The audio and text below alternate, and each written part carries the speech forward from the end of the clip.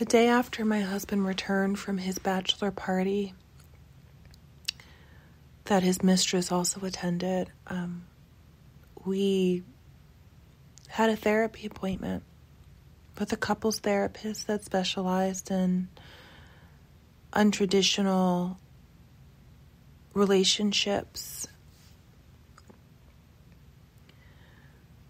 And I was relieved to finally have a chance to talk and understand where things were. As I said, while he was away for those 10 days, he barely communicated with me. I stayed home. I continued to work for the business and keep things rolling, and there wasn't any real feedback into where we stood, if he was still feeling excited or interested in the relationship and the marriage with me that he had asked me to stay in. When he did return to the country, a day before he returned home, he stayed in a city that we had gone to a couple times together for short vacations, and he sent me a text that basically said, I am looking forward to us catching up and talking through next steps. It was, it seemed positive, but also non-committal. It was almost like a cliffhanger. So I wasn't really sure how to respond to it, but I was glad that he at least had started communication and basically just thought, well, maybe while he was out of the country, he just wanted to go offline and give himself some time to enjoy the moment and the experience. And so that was that. But when we got to therapy, he was giving a different type of energy. This wasn't our first time in therapy. We had actually attended therapy earlier in the year, I would say about 7 months before, perhaps, and had been in therapy for about 3 months before we just stopped because we had gotten busy with work and life, and so we had ended that, but we subsequently got engaged and then married, in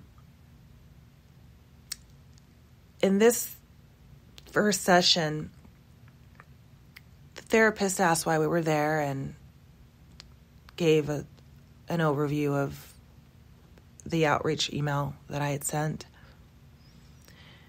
and asked where things were and how we were feeling. And I was surprised that he seemed a little bit annoyed, short, harsh, and he made a comment that was just like, listen, whenever I move in with a woman, I never want to touch her again. And he flung his hand like he was disgusted and kind of swiping away something. And this was the first time I'd heard that. We're 5 years in. We lived together for 4.5 of those years. If you know that's how you feel, why would you be in a relationship with someone you don't want to live with? Why would you put yourself in that situation? So I was pretty confused, and I had obviously committed to therapy and waiting for him to come back and hoping that we could figure out something that worked for us both, because the pain I was experiencing was now unbearable. I didn't know what had happened on the trip, but his response made it seem like he was not really interested in the relationship.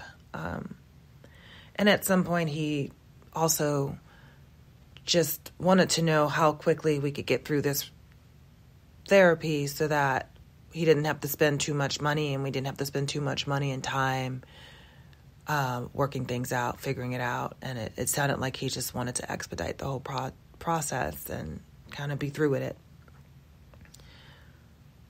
which was a distinctly different response from how he was before the trip during that week of confession and seeming remorse and regret mixed with anger and blame. So I was confused, and I just indicated I was there because he'd asked me to be there to work things out, and that I was interested in figuring things out because I did love him and we'd had this relationship, and don't typically condone or think that adultery is a good thing, but we were there and I was willing to figure out and do the work and understand better what this meant for us. So the therapist must have been pretty surprised as well, but she did offer to see us again that week to help expedite the process. So we scheduled another appointment for her to start working with us because that was our intro. And in that next appointment, she wanted us to split the session up into 2 sections so that she could have the opportunity to speak with us each individually and get some background and get a sense of how we got there. I had also scheduled for that week a session with the sex therapist because I understood there was an issue with intimacy and wanted to see if there was someone who specialized in that could help us figure out how to bring intimacy back into the relationship. Because at this point I'm thinking, well, this happened because there's a disconnect and this went on for too long, and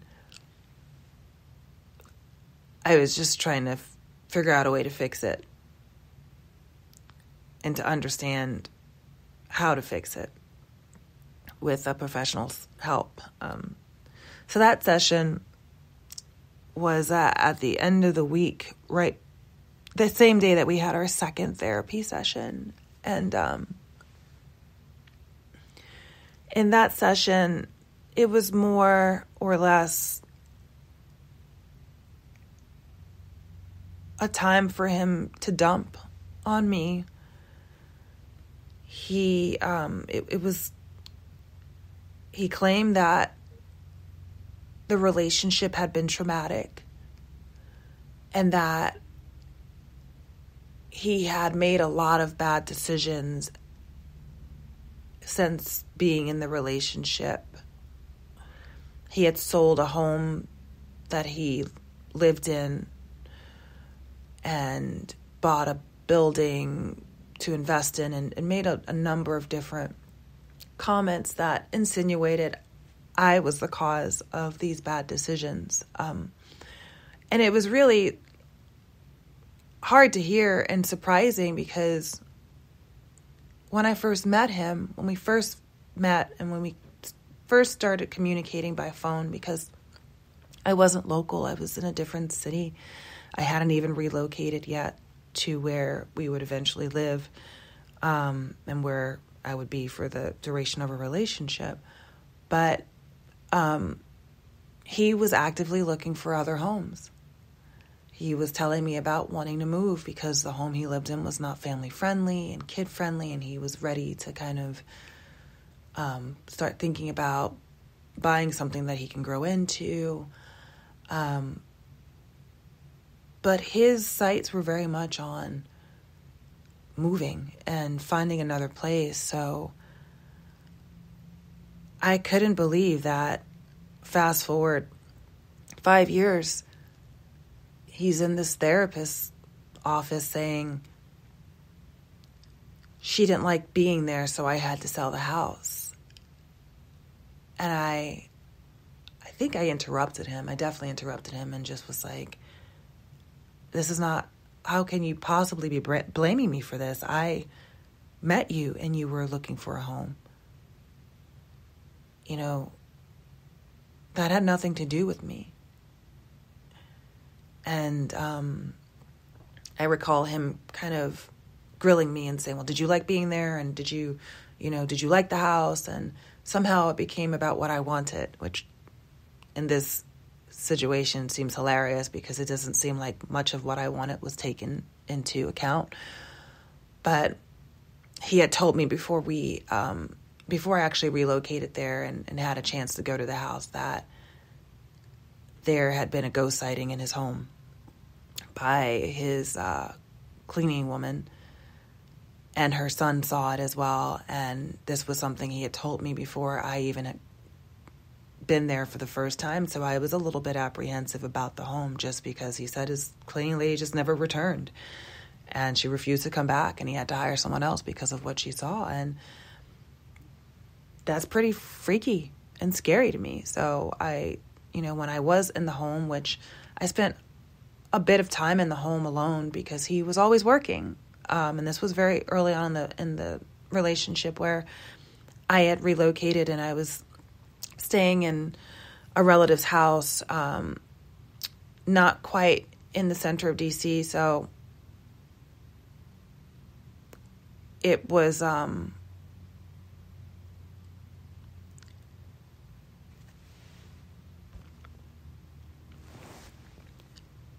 so he was located in a centrally located place, and I was able to work out of his home because I still worked for myself at the time. But I had a key that he let me have to his house, and when it would start to get dark, or because I would be there for hours by myself in this home because I didn't have a life yet in that city. And I would just relocate outside and sit outside and, try not to be in the home where I had heard there was a sighting. And so he used that against me as a reason for why, to prove that I didn't like the home, and that he did this because I didn't want to be there. And it wasn't true. And then he just started to say that it was traumatic and he was never happy in the relationship. And I mean, this was the first time I'd heard any of this. This was 5 years into a relationship. This was weeks into a marriage. And this was the first time I was hearing this. And the therapist just kind of said to me, well, do you hear, he's not blaming you, he's just saying this is how he feels. And I'm sitting here going, this feels like blame. It feels like he's blaming me for these decisions. He's saying that he wasn't happy in this relationship or during the relationship, kind of parallel tracking where his feelings are somehow connected to his situation with me. And I wasn't aware of this. There was never a word spoken about that. He seemed to be unhappy with work. He seemed to be unhappy with, where he was with his home. And it just, to me, just seemed like nonsense. And so that was kind of how the therapeutic process started. And he started just dropping these very, I guess you can say, brutally honest nuggets that, for the record, I was still very numb. I still hadn't been able to produce tears. And I had gotten some type of like viral cold or something while he was gone. My immune system was just wrecked. And so I had this persistent cough with phlegm, and I was just deteriorating. And my voice